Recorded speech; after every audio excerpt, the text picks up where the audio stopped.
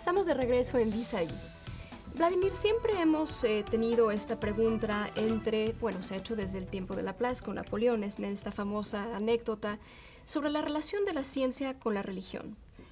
Después de estas explicaciones científicas, ¿es necesaria la religión o cuál es el futuro y la interacción entre estos dos campos? Sí, es una pregunta muy delicada porque no se puede negar el aspecto espiritual del ser humano, tampoco se puede negar el aspecto histórico. Las religiones, de cierta manera, son crisoles de la evolución histórica.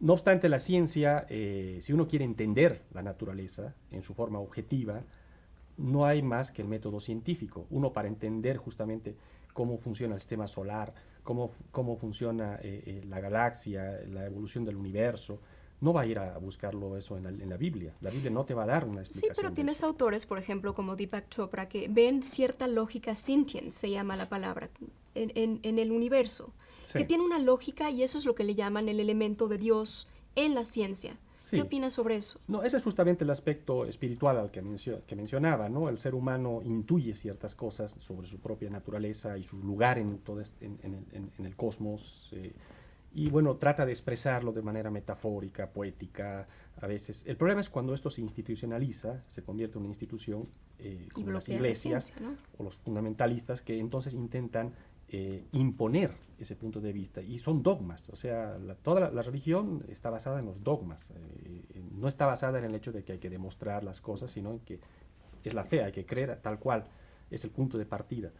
Entonces, en ese sentido, la religión se convierte en un elemento negativo, diría, para las sociedades. No obstante, una vez más hago hincapié en que el aspecto espiritual no lo podemos demeritar, ¿no? El ser humano Pues va a ser compatible con la ciencia, en cierta manera. puede ser de Pueden cierta ser manera compatibles. compatible. Por ejemplo, yo tengo experiencias muy bonitas con los astrofísicos y sacerdotes del Observatorio del Vaticano. He estado varias veces allí con ellos. Ellos son sacerdotes, pero a su vez son científicos. Publican artículos, hacen investigación astrofísica, tienen su observatorio en Estados Unidos, en Arizona. Y ellos intentan justamente combinar este aspecto. O sea, dicen, obviamente, para entender el universo, cómo funciona el universo, tenemos que hacer ciencia. El aspecto de la religión, de la creencia, es algo más interno, es algo más individual, es una revelación interna que viene, y muchos de ellos la entienden básicamente como el amor, ¿no? El amor a la naturaleza, el amor a Dios en este sentido como algo que integra todo esto, el amor obviamente al prójimo, el amor a... Sí, pero eso trasciende un poquito Pero los es algo propósitos más, de la ciencia, es mucho más interno. Ahora déjame, otra vez te voy a cambiar a otro viaje. ¿Qué le dirías a estos niños que están en esa etapa de curiosidad y que quieren emprender este camino que parece para un mexicano tan difícil a veces? ¿A dónde van? ¿Qué hacer? No, no es difícil, más lo era para mí como boliviano, por ejemplo, ¿no? Yo creo que lo importante es tener el gusto, tener la pasión.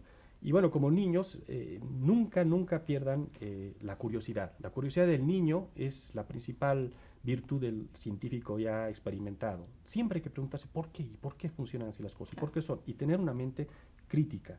Es decir, no nada más creerte lo primero que te dicen, sino que intentar pensar, a ver, qué lógica hay en esto, cómo funciona esto, tratar un poquito de extrapolar lo que simplemente podemos tocar con las manos o ver con los ojos.